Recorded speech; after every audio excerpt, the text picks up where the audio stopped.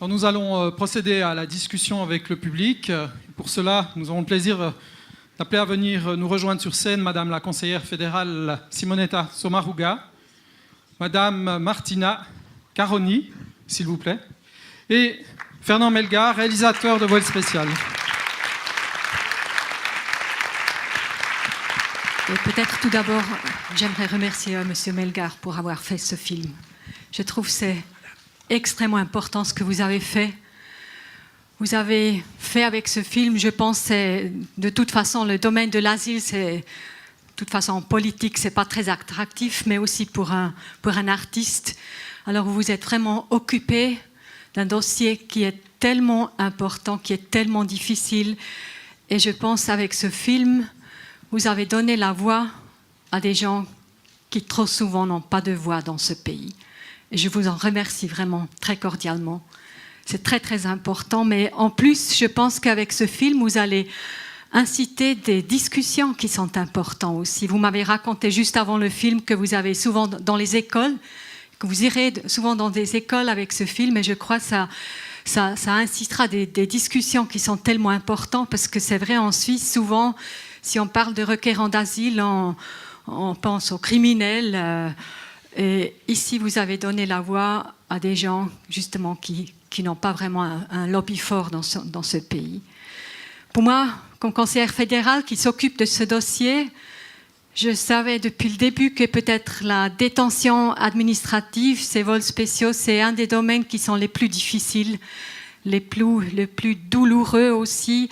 C'est pourquoi j'allais déjà en décembre, tout de suite après que j'avais commencé comme conseillère fédérale, j'étais dans une détention administrative à Bâle. J'ai rencontré des gens, j'ai discuté, mais vous êtes vraiment occupé très très intensif avec ce dossier, et je pense qu'avec ce film, nous allons commencer une discussion qui est tellement importante de notre pays. On me reproche, mais pour moi c'est pas un reproche, c'est un compliment, on me dit... Tu poses plein de questions, mais tu amènes pas beaucoup de réponses. Moi, mon métier, c'est de questionner mon temps, c'est de questionner la société dans laquelle je vis. Je crois au dialogue, je crois à la sincérité de nos politiciens, je crois à...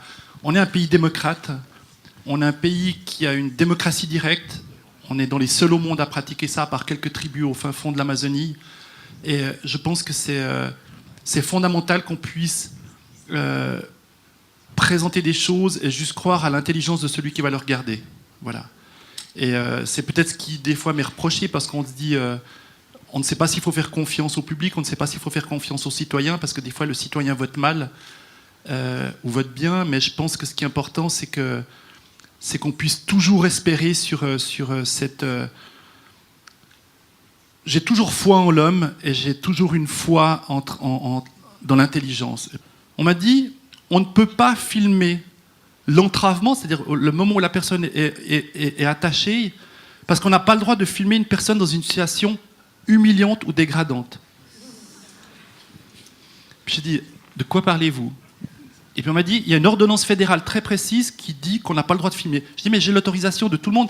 Il faut le savoir que les détenus m'avaient donné leur autorisation, parce que non seulement ils voulaient que je les filme, parce qu'ils se sentaient oubliés du monde dans cet endroit. C'est pour ça que j'ai eu cette possibilité de faire le film là-dedans, mais ils avaient très peur. Ils avaient très peur dans l'entravement, ils ont dit, au moins si vous êtes là, il y aura un témoin qui est là de ce qui se passe. J'ai eu une discussion à un moment, et c'était une discussion surréaliste, c'était avec le porte-parole de la police de Zurich. Je dis, mais attendez, ça veut dire qu'on ne peut pas filmer quelqu'un dans une situation humiliante et dégradante, ça veut dire que de fait, vous humiliez, vous dégradez des gens.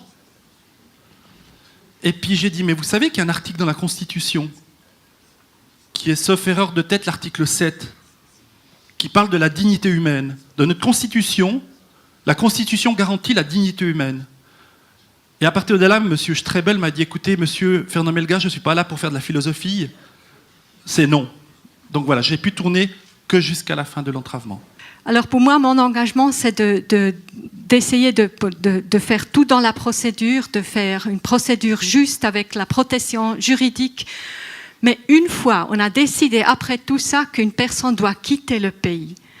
Là, franchement, je me pose la question, si on ne fait plus ça, ce dernier pas, quelle est l'alternative ? Si à la fin on dit aux gens, on fait toute la procédure, on a décidé que vous devez quitter le pays, et à la fin les gens ne quittent pas le pays, alors à la fin c'est la question, est-ce qu'il faut faire toute cette procédure si à la fin les gens de toute façon ne partent pas? Et là c'est un dilemme, franchement je le dis, mais je crois que ce dernier pas il doit aussi être fait, mais on essaye de l'éviter et essaye de convaincre les gens de quitter notre pays, de le soutenir dans leur envoi, si possible, librement dans leur pays. La loi sur l'asile a été votée par la population. Je crois qu'il faut quand même aussi voir, ce sont des votes démocratiques, même si peut-être tous ceux qui ont vu ce film aujourd'hui, ils pensent peut-être même... Ils ont voté oui à ce moment-là sur la loi de l'asile, mais je ne savais pas que c'était comme ça que ça se passait. Alors c'est pourquoi c'est important qu'on ait cette sorte de film pour aussi, pas seulement voter une loi, faire des statistiques au Parlement, mais de lier ces histoires, ces articles de loi avec des êtres humains. C'est ça ce qui est important, c'est ça que fait le film. Mais il faut savoir que si vous ne faites pas ça jusqu'au bout, notre système d'asile ne sera plus crédible. Et moi, je veux lutter pour un système d'asile crédible avec toutes les conséquences que ça a. Mais je sais, c'est difficile, c'est un long chemin, c'est très dur.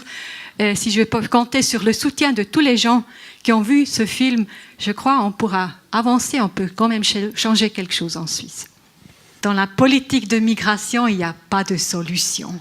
Et c'est pourquoi c'est tellement facile de faire de la politique avec ça. Alors ça, je voulais quand même dire. Bravo.